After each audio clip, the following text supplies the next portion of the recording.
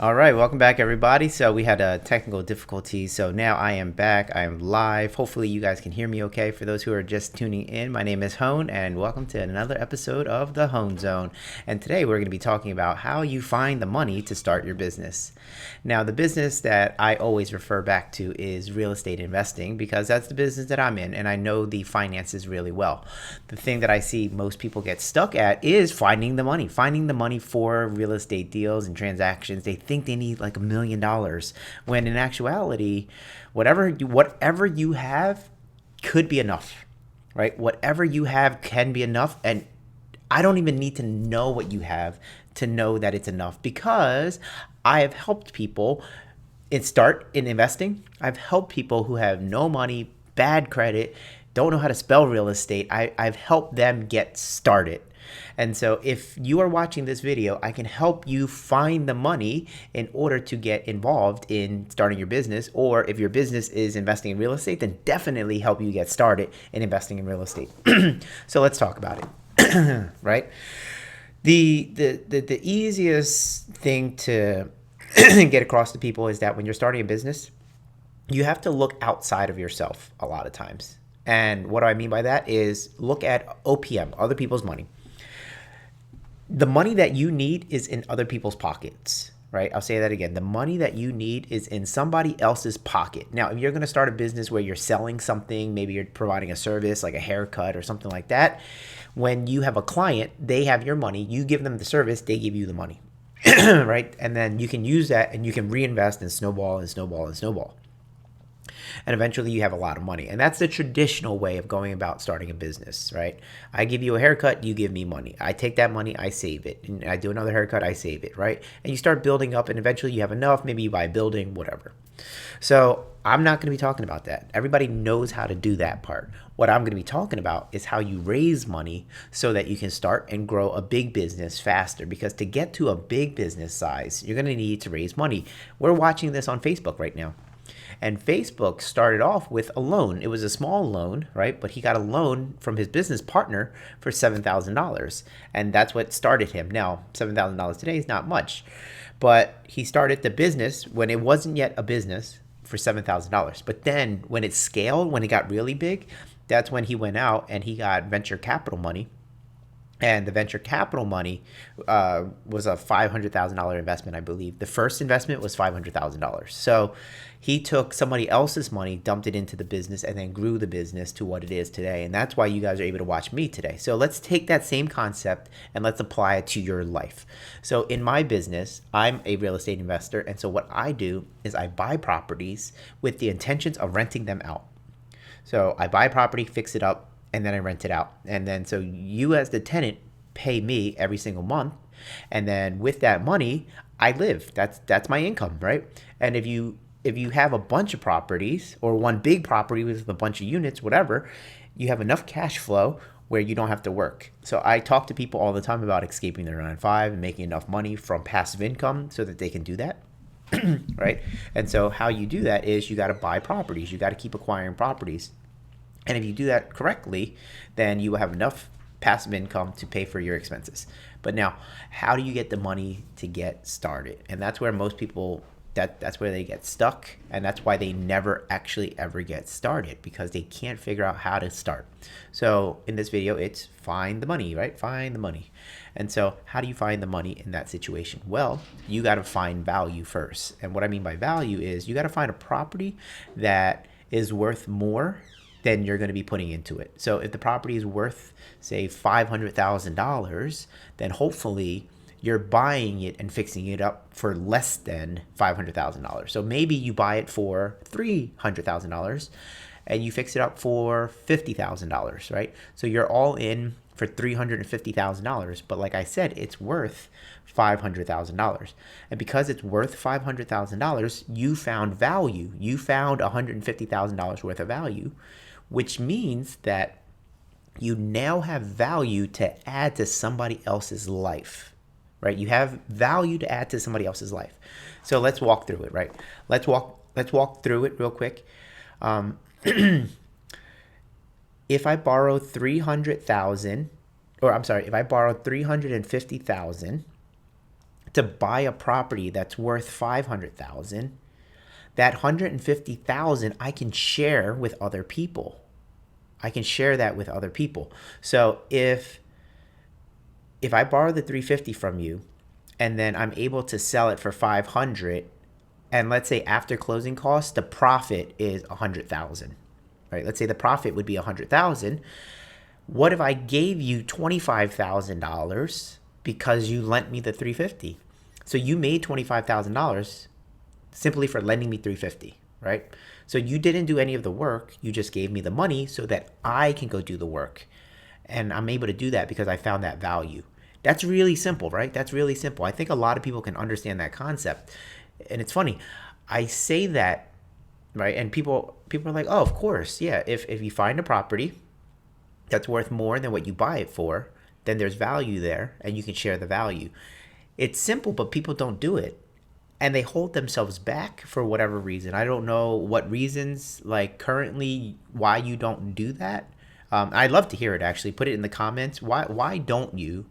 Why don't you find value and then share the value with other people? Ultimately, that's what every business does, right? There's value and you share the value. You share the value and that's how you get paid. It's that value you bring to the table. So in real estate, the value that I bring is finding properties that are priced lower than they're worth. So I find that value. That value is how I make a living. And then I share that value with the people who are in business with me.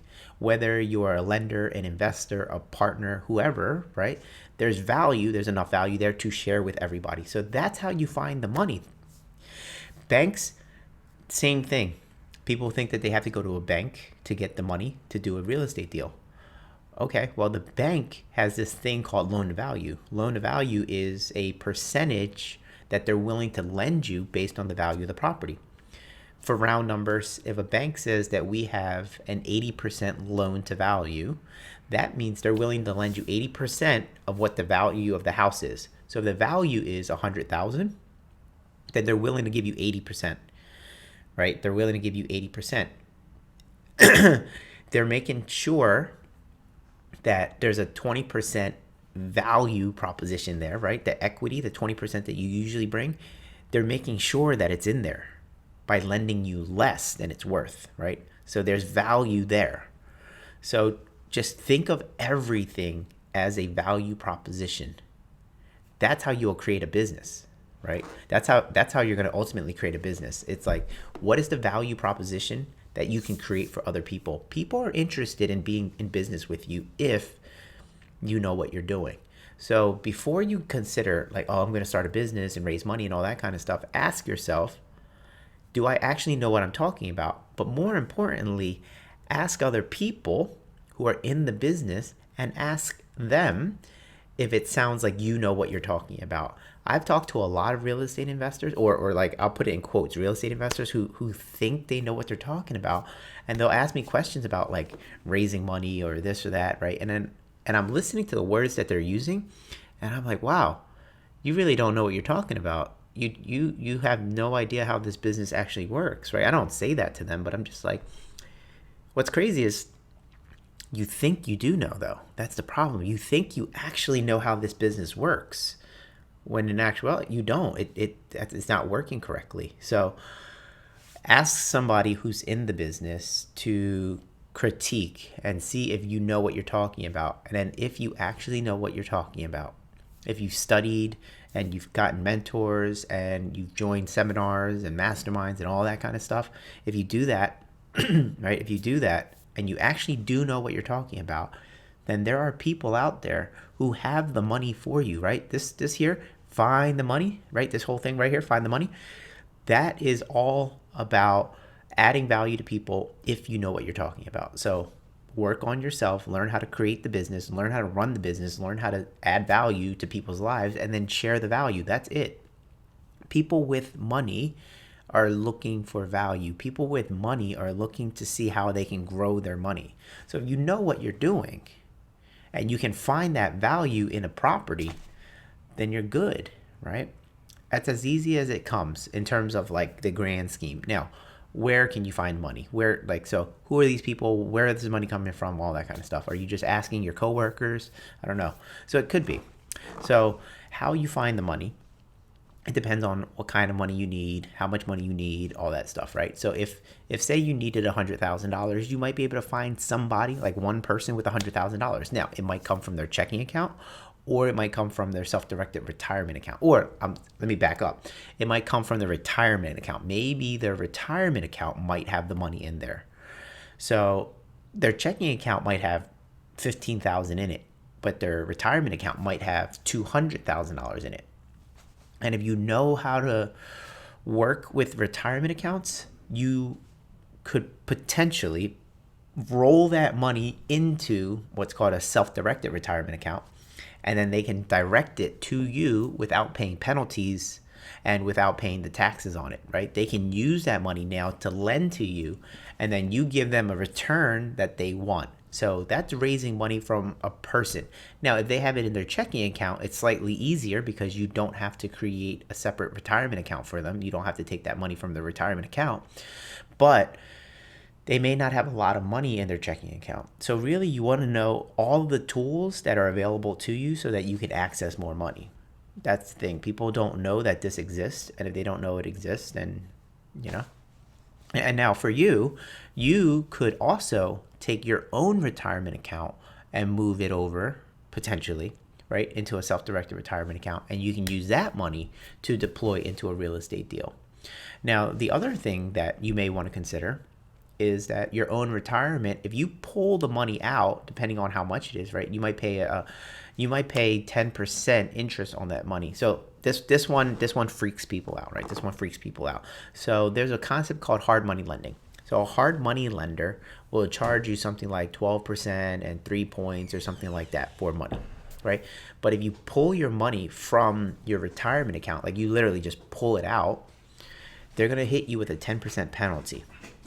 But if you do the math, that 10% penalty is actually cheaper than the points and the interest that the hard money is going to charge you. So I'm not necessarily saying for you to do that. Just know that that option is there, right? So the penalty is cheaper than the points and interest that they charge you for hard money.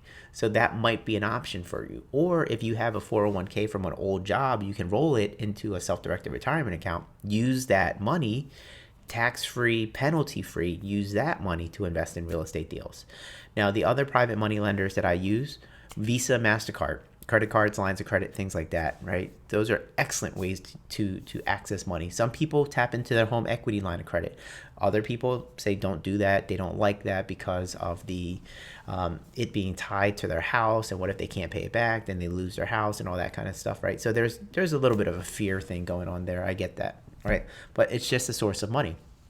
Other people have lines of credit, credit cards. So you're asking a friend to borrow money, and they're like, hey, I don't have any money, but hey, maybe I have good credit, right? They don't have any money, but they have good credit. Maybe they open up a line of credit or credit card, and then they borrow the money from there to lend to you, and then they're making the difference between what you're paying them and what they're paying, right? So maybe they're paying 3 points or 3% interest on the money that they borrow, but they lend it to you at 8%, right? So they're making 5% on money that's not even theirs. So that's another way. You can, of course, like use the hard money lender that I was talking about. You can use bank money if you have a good relationship with the bank, but you got to understand that banks don't always lend.